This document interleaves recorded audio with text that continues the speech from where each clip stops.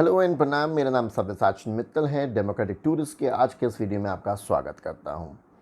मुझे पूरा विश्वास है आज सभी लोगों ने दिन भर में खबरें देख ली होंगी, इंटरनेट पर भी और टीवी पर भी। जिस तरह का एक अलग ही उन्माद चल रहा है, एक अलग ही खेल चल रहा है कि दिल्ली में एक पोस्टर छपा, मोदी जी हमारे बच्चों की वैक्सीन को आपने विदेशों को क्यों भेज दी या बेच दी, और जिसको लेकर एक छोटी सी चिंगारी एक बहुत बड़ा स्वरूप ले चुकी है।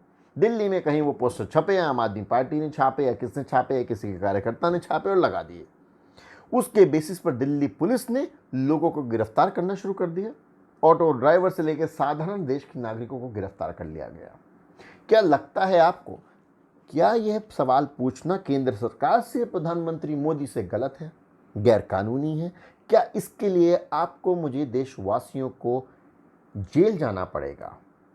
ये बहुत महत्वपूर्ण प्रश्न है जो आपको मुझे आज सोचना पड़ेगा। जिस दौर से हम गुजर रहे हैं, जहां सारा देश समझ चुका है, जानता है, मानता है कि सरकारों ने सेकेंड वेव को रोकने के लिए, रोकथाम के लिए कोई प्लानिंग, कोई प्रिपेयर्डनेस नहीं करी, जिसके चलते कितने ही लोगों ने ऑक्सीजन के अभाव में जान तक दे दी। यहाँ तक कि देश के कितने ही राज्यों के हाई कोर्ट्स ने संज्ञान लिया, सुप्रीम कोर्ट ने इसके बारे में टिप्पणी करी। खुद से आगे बढ़कर संज्ञान लेते हुए कोर्ट्स ने भी फ्रस्ट्रेट होकर सरकारों के गैर जिम्मेदाराना तरीकों को आड़े हाथों लिया है और उन्हें कार्रवाई करने के लिए कहा है, कुछ सही करने के लिए कहा है।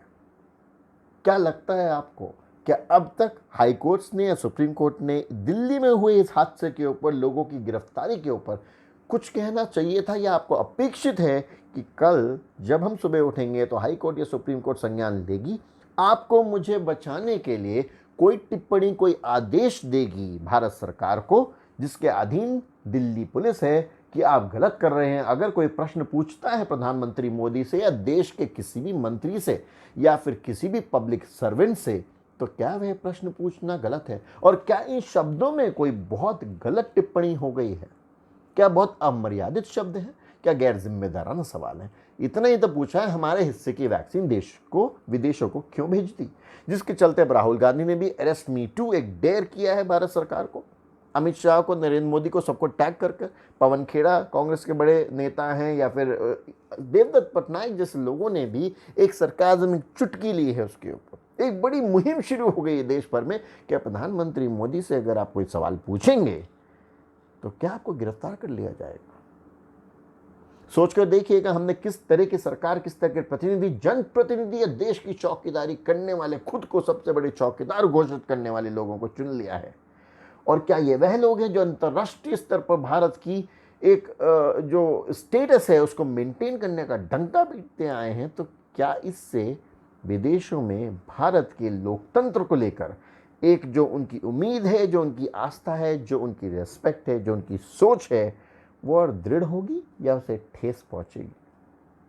क्या यही आज़ाद भारत का सपना हमारे फ्रीडम फाइटर्स ने देखा था? और क्या इसी आज़ाद भारत को, लोकतंत्र को बनाए रखने के लिए आप और मैं निरंतर मतदान करते हैं और ये सोचते हैं कि अगर कुछ गलत होता है तब उठकर क्वेश्चन करेंगे उन रिप्रेजेंटेटिव्स को, उन प्रतिनिधियों को जिन्होंने गलत निर्णय लिए या हमारे हक की बात नहीं करी? सोचिएगा ज़रूर, परिस्थिति गंभीर से भी विकट होती जा रही है। अब सिर्फ पैंडेमिक नहीं, हमारा लोकतंत्र भी खतरे में है। Please take good care of yourself, like this video, subscribe and share this. जितने ज़्यादा से ज़्यादा लोग सोचने पर मजबूर हो सके या हम उन्हें सोचने पर प्रेरित कर सकें, आज हमें सोचना ज़्यादा ज़रूरी है। आज सोचेंगे तो हो सकता है कल कुछ अपने बारे में अच्छा कर पाएँ और देश को बचा पाएँ।